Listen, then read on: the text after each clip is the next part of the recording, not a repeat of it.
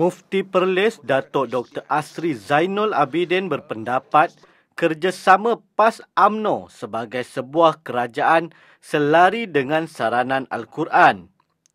Menulis di Facebook, Dr. Asri berkata kerjasama itu harus dimulakan secepat mungkin demi kebaikan rakyat.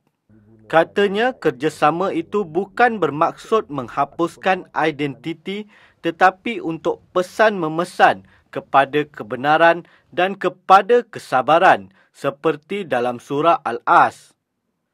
Menurutnya, PAS telah berjuang di luar sekian lama untuk membaiki politik UMNO dan parti Islam itu kini perlu mencubanya pula dalam satu kerajaan.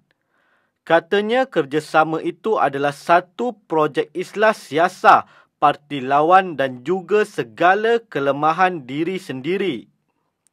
Malah Dr. Asri percaya penggabungan PAS dan UMNO akan menyaksikan persaingan idea-idea baru dengan lebih subur.